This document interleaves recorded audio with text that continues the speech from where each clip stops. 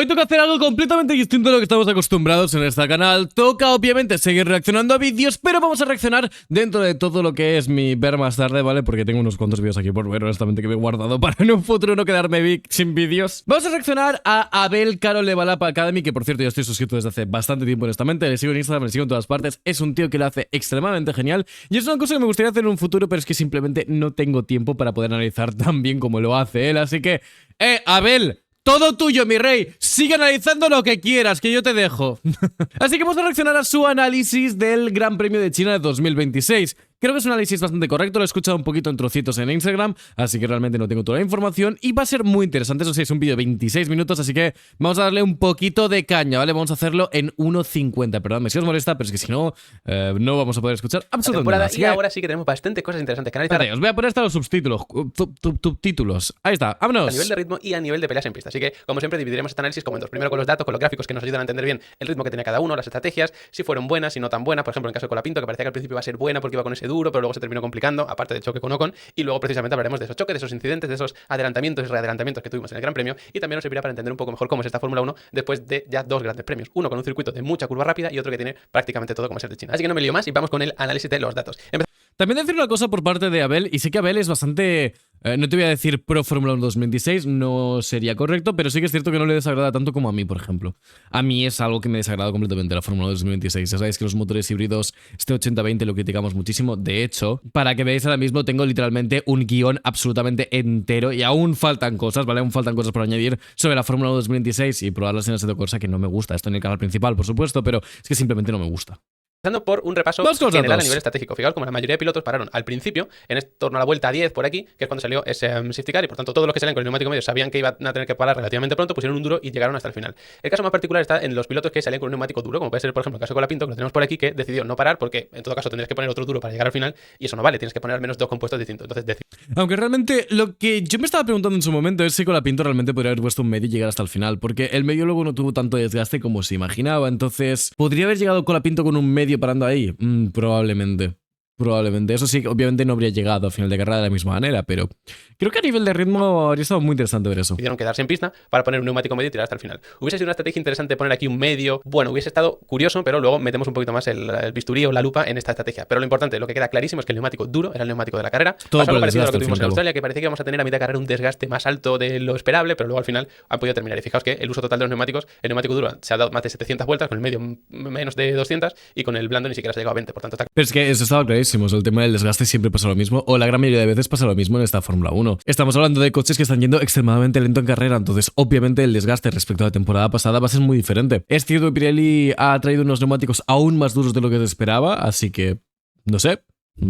Yo es que habría tirado directamente para un medio. Al menos te la juegas con uno de los dos coches. Si los dos coches están con la misma estrategia, que en este caso tienen estrategias distintas, como es lógico, es decir, tenía medio Gasly y tenía duro Colapinto de inicio. Hombre, si estuvieran con la misma estrategia, le metes estrategias distintas claramente los dos. Claro que el neumático duro aquí era el neumático ganador. Sobre todo siendo de en cuanto media. a estas diferencias en el ritmo y demás, vamos un poco de arriba abajo y vamos a empezar con el ritmo de los Ferrari, que ya veis que tenían la misma estrategia que los Mercedes. Ponemos así el top 4 para verlo más claro. Los dos verdes o turquesas son los Mercedes, los dos rojos son los Ferrari. En la línea discontinua en este caso es la de Hamilton, el del Ferrari, y en la verde la de Antonelli, que lo tenemos arriba. No se ve que sea discontinuo porque está arriba, que está en el cero. Ya sabéis que este gráfico nos dice la distancia que hay en tiempo, por supuesto, entre los diferentes pilotos. En concreto respecto al primero, porque Antonelli, por ejemplo, que fue primero toda la carrera, siempre es cero. Y podemos ver, por ejemplo, la referencia de Russell, que aquí se fue acercando un poquito, luego se alejó, luego al final se fue acercando bastante. Qué absoluto dominio de Antonelli. Pero también nos indica la distancia entre dos pilotos que no sean el primero. Por ejemplo, que estamos viendo aquí entre los dos pilotos de Ferrari, que son la línea roja, y la de Russell, que no era el primero sino el segundo, se van alejando cada vez más. Entonces aquí tenemos la referencia que Russell está a 8.7 de Antonelli y Hamilton está a 24.4, lo que significa que entre ellos pues había pues unos... Pues que si os fijáis hay aquí un margen enorme, o sea, aquí de golpe, si no estoy equivocado aquí, imagino que será el safety car y a partir del safety car 16 segundos más o menos, ¿vale? Entonces también nos sirve para esto. Si vemos que las dos líneas se separan, es que evidentemente hay más hueco entre ellos. Si se juntan, es que hay menos. Y no solo para tenerlo de forma puntual, sino para analizar las tendencias. Y esto es a lo que voy. Fijaos que en las primeras vueltas los Ferrari pelean con los Mercedes hasta que los terminan adelantando y en ese punto pasa algo parecido a lo que vimos en Australia, que los dos Ferrari se van descolgando. Es un poco lo que comentamos precisamente en el último vídeo. No sé si es en el... Juraría que es el último vídeo de reacción que hicimos en el pasado, que básicamente encontramos que los Ferrari Ferrari calientan muy rápido los neumáticos, pero los desgastan más. En cambio, los Mercedes tardan un poquito más, unas 2-3 vueltas en calentarlos al 100%, y luego ya se van. Es que literalmente se van. Aquí Son tenemos mucho más todo el rápidos. mundo para, se reagrupan, están todos aquí bastante más juntitos, y aquí vuelven a estar peleando los Ferrari, pero esto les pasa factura, y cuando ya se cuelan Russell en la pelea entre los dos Ferrari, que luego hablamos de ella, con el iPad y analizamos las maniobras y todo esto, veis cómo al final termina pasando Russell y los dos Ferrari se caen. Se va completamente. Sí que tienen peleas bonitas entre ellos por aquí, veis que hay cambios de posición, pero lo que queda clarísimo es que los Ferrari no tenían el ritmo que tenían los Mercedes. De hecho, aquí a nivel de ritmo tenemos unas comparativas, si nos fijamos, por ejemplo, en el segundo stint, que es el del neumático 1, los Ferrari están en 1.36.7 en el caso de Hamilton, 36.7 un poquito más alto en el caso de Leclerc, y Russell está en 36.2. Tenemos 5 décimas de diferencia entre los Mercedes y los Ferrari.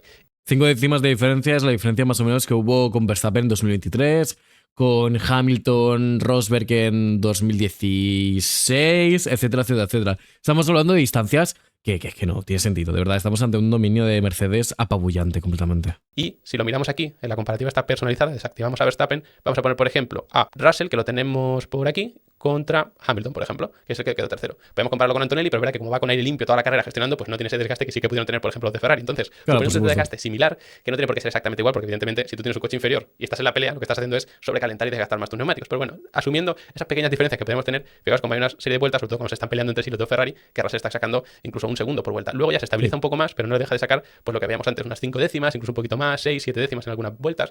Bueno, aquí estamos hablando de que aquí la 49, 50, 51, 52, 53 son más de un segundo, o casi un segundo, mejor dicho, son unos 8 décimas más o menos, estamos hablando, es que es una barbaridad. Es una barbaridad. Bueno, aquí son 7 décimas concretamente. Es una barbaridad, chicos, es una barbaridad. Por tanto, el Ferrari puede luchar en la salida, en las primeras vueltas, pero luego a la larga le va pasando factura. Puede ser porque sí que tengan un ritmo parecido al principio, es decir, que los Mercedes a lo mejor le saquen 2 o 3 décimas, pero que ellos tengan más desgaste que los Mercedes, o puede que sí que estén siempre a 5 décimas, pero para meterse en la pelea con los Mercedes, mientras los Mercedes gestionan el tiempo, ellos tienen que apretar mucho sin gestionar nada, desgastan mal los neumáticos y terminan pasándolo mal al final de la carrera. O calientan mejor los neumáticos, como hemos comentado del vídeo de B-Sport, o también yo tengo otra teoría que es el tema de la batería, que simplemente los Ferrari utilizan un poquito más de batería en las primeras 2-3 vueltas, los Mercedes se quedan más o menos en el mismo porcentaje de batería, es decir, imagino que la desgastan en la primera vuelta hasta el 60-70 para tener esa batería óptima y que no se desgaste demasiado entre el 20 y el 80%, como ya sabéis, y a partir de ahí simplemente pues se van quedando en el más o menos el mismo porcentaje para poder tener suficiente batería para poder descargarla en cualquier momento si les atacan. En cambio los Ferrari imagino que eran 80, 75, 60, 40, no tengo batería, tengo que ahorrar 60 y ya hasta luego. Y ya me quedo entre 40 y 60 o entre 60 y 80%, lo que sea para poder estar más cómodo a nivel de batería y tener batería si alguien me ataca en este caso. Yo creo que es más el tema de la batería, el de los neumáticos juntos, más que estén apretando muchísimo. No creo que sea eso. Está claro que la diferencia es bastante grande, pero al menos nos dejan espectáculo en esas primeras vueltas. Ya cada uno que saque las conclusiones que quiera sobre si le gusta la Fórmula 1 o no le gusta. De todas formas, si no estáis suscritos al canal, os recomiendo que os suscribáis porque ahora que vamos a tener un pequeño parón de una semana en la Fórmula 1, quiero hacer un vídeo detallando los problemas y posibles soluciones realistas que podemos tener en esta Fórmula 1, así que yo creo que os va a gustar bastante. Más cuestiones importantes a nivel de evolución. Tuvimos un piloto que nos dio cierta esperanza, luego parecía que se iba, luego que volvía, que es el caso de Colapinto, como ganan muchas posiciones. Sí que es cierto que hay 4 pilotos que no empiezan la carrera, 2 de ellos los McLaren que estaban muy arriba, y llega un momento en el que se pone incluso segundo, que lo vemos aquí, a Colapinto. Pero claro, pero es que obviamente se va a poner segundo si no para el safety car, eso está claro. A partir de ahí, pues el resto de pilotos, lógicamente, que habían entrado, le van recortando, le va perdiendo posiciones hasta que termina entrando, pone ese neumático medio aquí al final y sí que va remontando un poquito hasta que al final se queda detrás de Carlos Sainz. La cuestión es, ¿le salió bien esa estrategia a Alpine? Si hubiesen parado en el virtual o en el safety car del principio, ¿les hubiese salido mejor la jugada? Es muy complicado pensarlo, porque fijaos que Carlos, que lo tenemos aquí, en esta primera vuelta estaba el P11 y aquí Colapinto ya se había colado el P6. A partir de ahí, ¿qué es lo que pasa? Pues que tenemos lo del safety car y todo esto, y al final Colapinto termina por detrás de Carlos. Y fijaos en la diferencia de ritmo, lo voy a poner por aquí. Esta es la línea de ritmo es enorme, literalmente. Y veis que al final de todo Colapinto le va recortando mucho tiempo. Va hacia abajo la línea de Colapinto, lógicamente porque está perdiendo tiempo respecto a Antonelli, que es el primero, pero como veis la línea de Colapinto, que es esta rosa de aquí, y la azul de Carlos, que es esta de aquí. Sí, no, básicamente fijaos que literalmente tanto Carlos como Colapinto están extremadamente lejos en esta zona de aquí, estamos hablando, ¿vale? A nivel de ritmo, es que esto más o menos será unos 2 segundos por vuelta, casi 2 segundos por vuelta, literalmente. Se van juntando. Es una barbaridad. Que se va reduciendo la distancia entre ellos. Colapinto tenía mucho más ritmo que Carlos, el Williams no está para competir con el Alpine ahora mismo, y claro, al final la conclusión es clara. Si Colapinto estaba por delante de Carlos y al final de la carrera, aunque él tuviese mejor ritmo que Carlos, ha terminado por detrás, está claro que la carrera no le sale bien a nivel estratégico. Pero claro, esto también es un poco ventajista porque tú no puedes saber en qué momento va a salir un safety car. Imagina que los que salen con el neumático medio paran en torno pues a la vuelta 20, más o menos por aquí, y sale un safety car, un virtual safety car en la 30. Pues todo lo que salieron con el duro ponen un medio hasta el final y la estrategia es una maravilla. No, la estrategia no es que es una maravilla, es que te ha salido bien porque has tenido la suerte de que salía ahí. Es que es contextual en este caso. Obviamente los contextos son diferentes y las estrategias son diferentes dependiendo del contexto, eso está claro.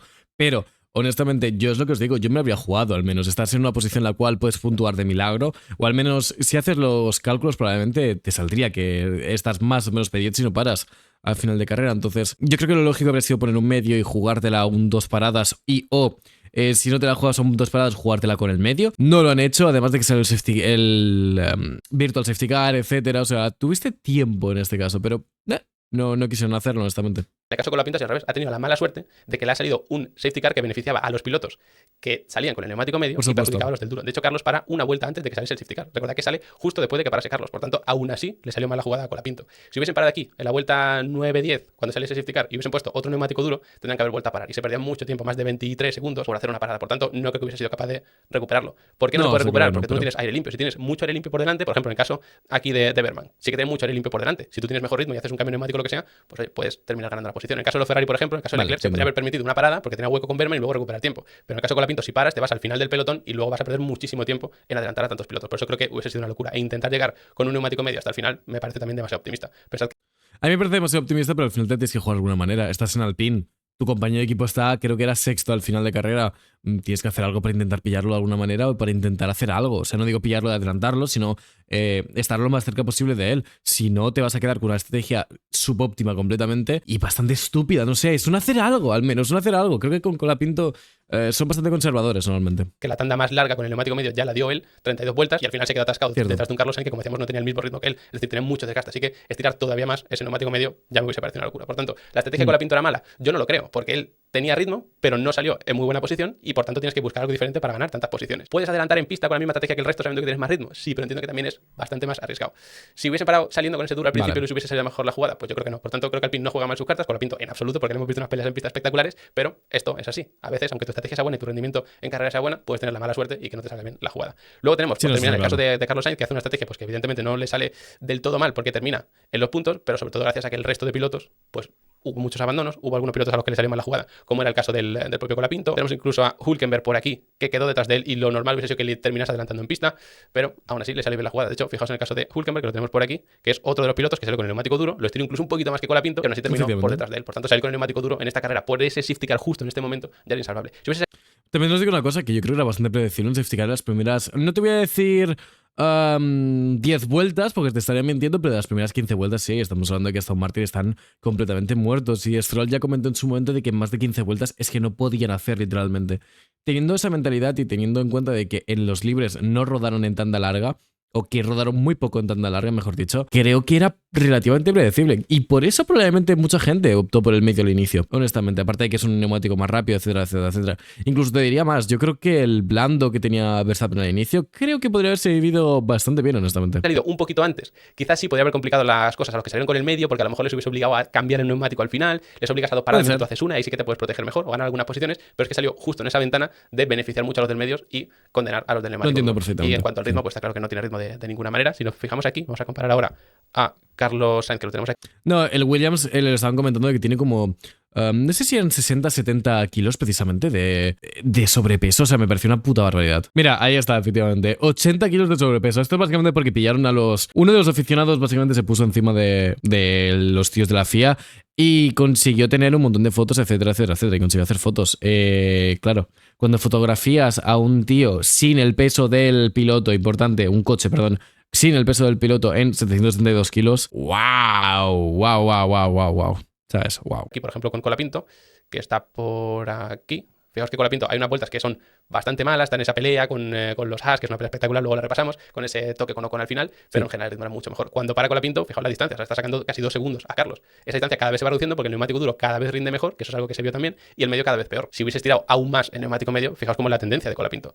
Seguro que hubiese terminado teniendo que hacer otra parada y eso hubiese sido un desastre absoluto. Así que... Honestamente, pero claro, es cierto lo que está comentando Abel en este caso, pero en mi caso yo también opino de forma diferente, me explico. Considero que al final ahí estaba apretando muchísimo Colapinto para intentar pillar a Carlos, entonces si lo hubiese gestionado de mejor manera, probablemente estaría, en vez de hacer estos 37-2, no sé qué tal, perdón, 36-8, etcétera, se habría quedado en 37-2, 37-3, perdiendo un poquito más de tiempo, pero pudiendo al menos llegar al final de carrera. Creo que sería lo interesante. Chat, me ha llamado mi novia, perdón, me he perdido, no sé dónde estábamos, pero bueno, continuamos. Seguro que hubiese terminado teniendo que hacer otra parada y eso hubiese sido un desastre absoluto. Así que Vale, sí, lo que estaba comentando, que yo creo honestamente de que no tendría que haber hecho otra parada.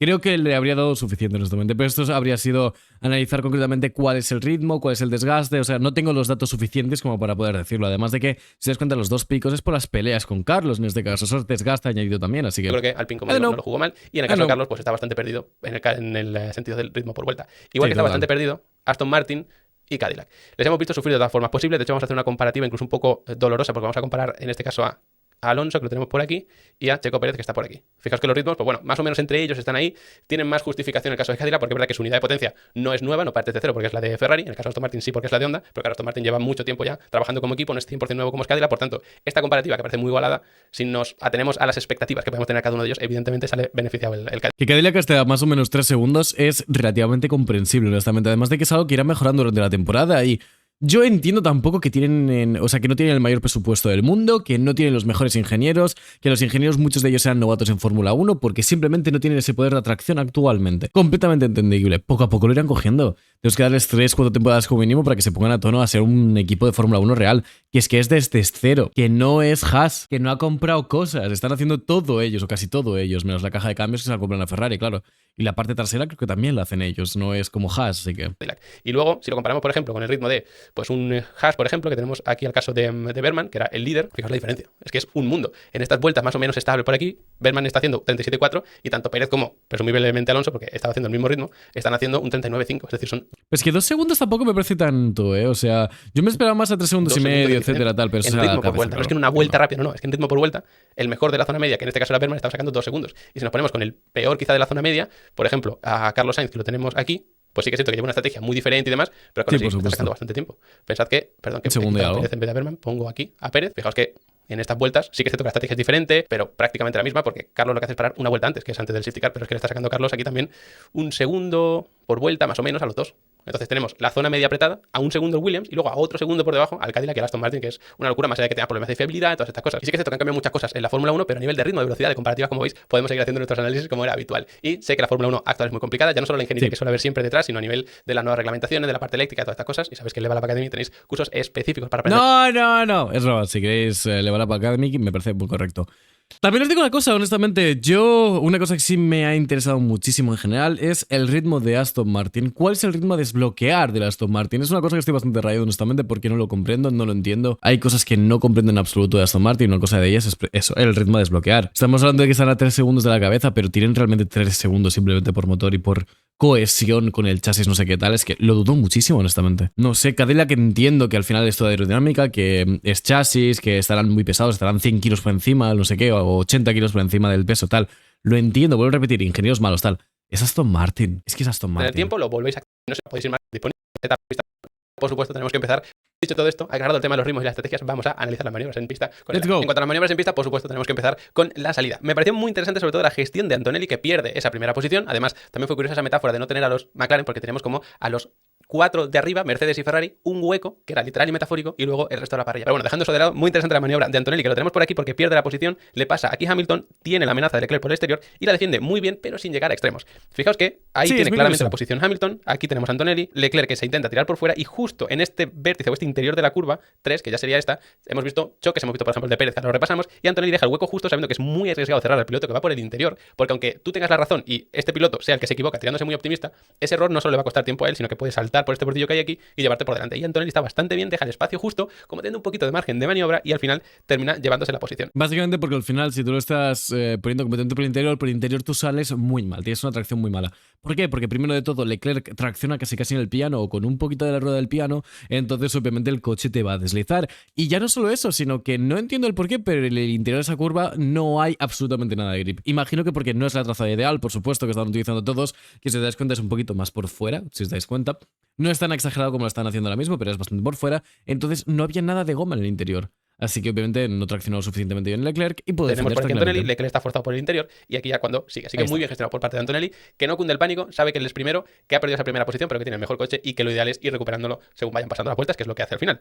Siguiente maniobra, la de Checo Pérez, que lo tenemos por aquí con Bottas.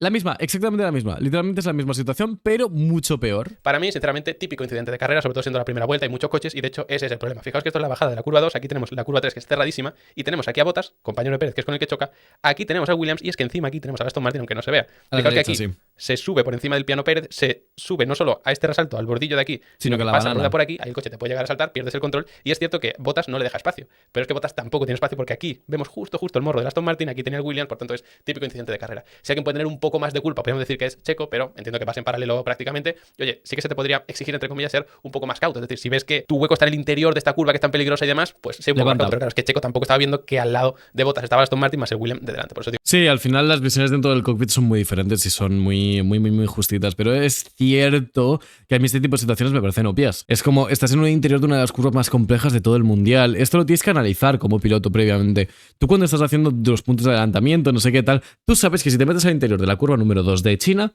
vas a sufrir. Del número 3, perdón, vas a sufrir. Es que no vas a poder adelantar porque todo el mundo cubre el interior. Y en una salida, muchas veces este incidente ya lo hemos visto. Si lo vemos muchas veces este incidente, tú como piloto, ¿por qué haces precisamente lo que te puede provocar un incidente? Es una cosa muy estúpida y que no entiendo cómo muchos pilotos, sobre todo de la parte baja, media, o sea, los pilotos que no son tan top, lo hacen reiteradamente. Es que no lo estudian simplemente. Digo que es incidente de carrera y para mí no es que haya un claro culpable para uno o para otro.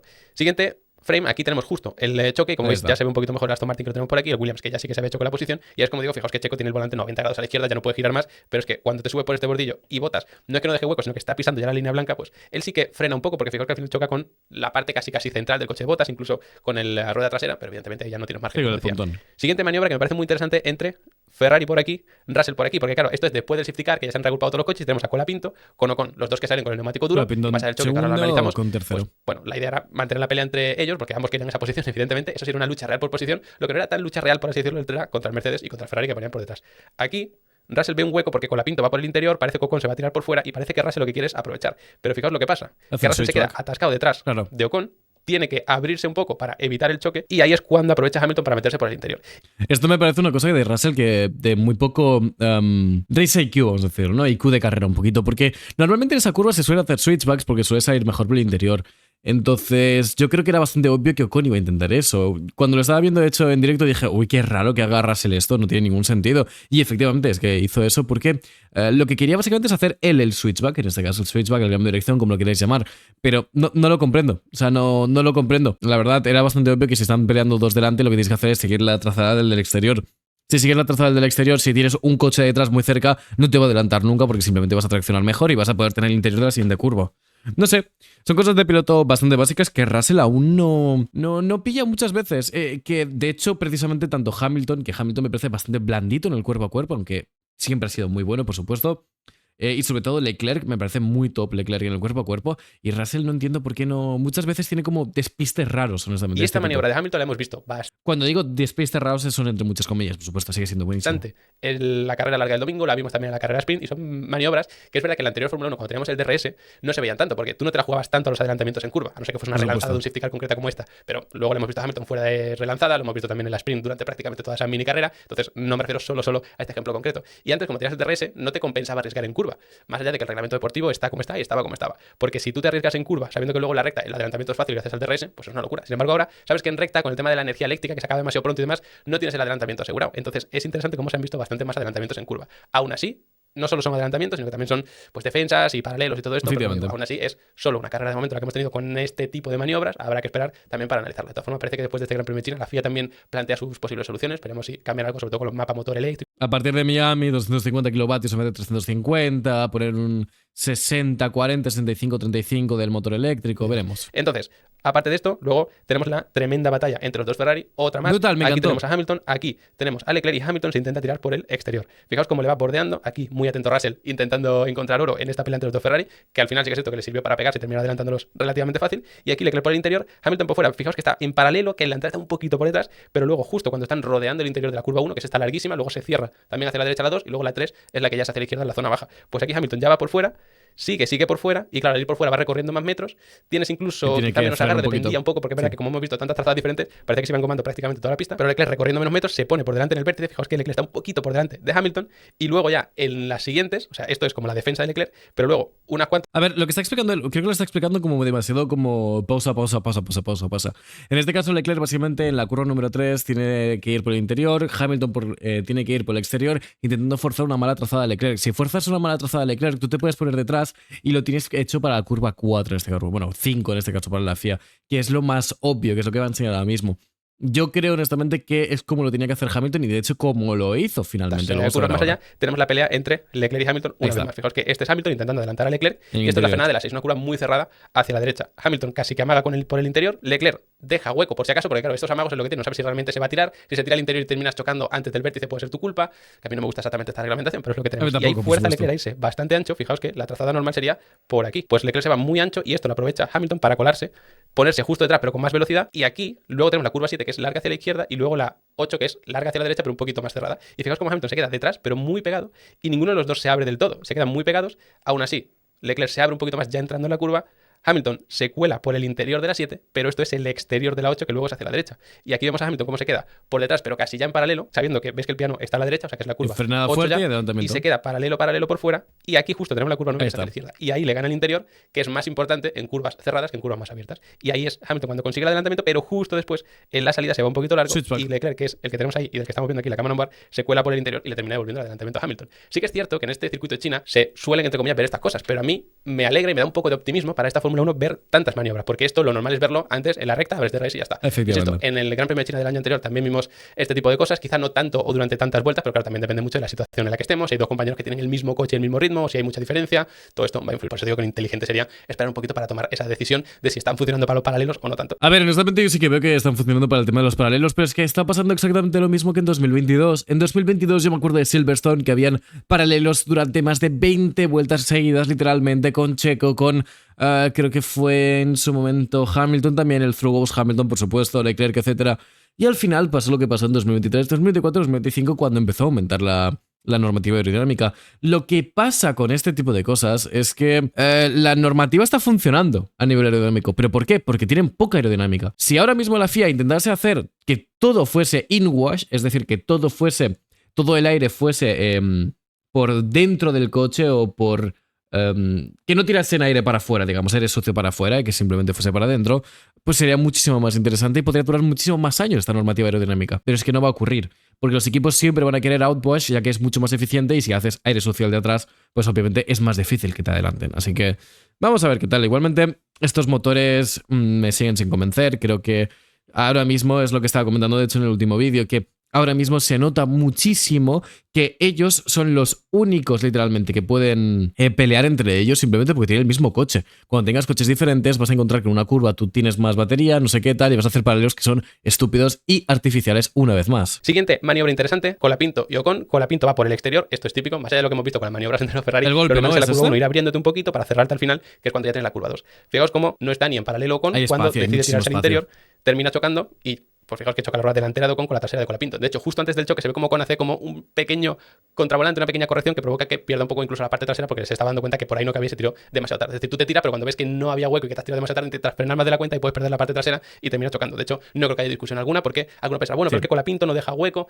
pero uno, en la Fórmula 1 actual no tienes por qué dejar estos huecos tan enormes como para que se pueda tirar y pensad que incluso Ocon, después de la maniobra, incluso estando en pista y todavía estás en caliente, dijo, ha sido mi culpa, me he tirado donde todavía no cabía. Así que, evidentemente, culpa de Ocon, nada de culpa de Colapinto. Sí que es cierto que se le complicó un poco la carrera aquí a Colapinto, quizá podría haberle ganado la posición al final a Carlos si no hubiese perdido todo ese tiempo ahí, pero es complicado saberlo porque como vimos en el anterior gráfico, cuando analizamos la diferencia entre Carlos y Colapinto iba mucho más rápido que Carlos, le iba recortando mucho tiempo, pero al final cuando llegó se quedó ahí atascado. Por eso digo que aunque tuviese mucho más ritmo, podría haber llegado con las ruedas todavía en mejor estado, no sabemos si podría haberle terminado adelantando, ¿no? En cualquier caso, no sé qué es mejor pensar, si que con esta maniobra de Ocon y este error de Ocon le quitó algún punto a Colapinto o que aún teniendo esta maniobra y este problema con Ocon, aún así no le perjudicó. Pero bueno, es lo que... Considero que es más la segunda, considero que no le perjudicó tanto como debería, pero sí que le perjudicó obviamente la posición con Carlos. Pero bueno, al final tenemos puntos de Carlos, puntos de Colapinto, todo que tenemos, como digo, buena carrera de Colapinto, remontando, manteniendo el ritmo. Sí. Este problema con Ocon, que al final le hizo perder tiempo, pero no sabemos si algún punto. Y hasta aquí este análisis de la carrera. Espero que sea resultado interesante. Vale, me ha encantado. Aquí, ¿dónde está cada uno de los equipos? Pues muchas gracias, Abel. Muchísimas gracias, honestamente, por este análisis. Bueno, un poquito lo que estaba comentando anteriormente. Me parece que hay muchas cosas interesantes, honestamente, por sacar de este GP de China. Creo que hay muchas cosas de las cuales se tienen que hablar. Creo que hay muchos más análisis, incluso de los que estamos hablando ahora mismo. Y sobre todo, creo que hay claves que iremos comentando durante esta semana, por supuesto, las cuales son importantes, porque lo de los kilos de McLaren, los kilos de Williams, los dos abandonos de McLaren, los fallos de fiabilidad, etcétera, que están teniendo muchos equipos. Hay muchas cosas por las cuales hablar y que pueden ser muy interesantes. Dejad un like, suscribiros y nos vemos en el próximo vídeo. Espero que os haya gustado todas estas reacciones y nos vemos en el siguiente vídeo mañana. Chao, chao.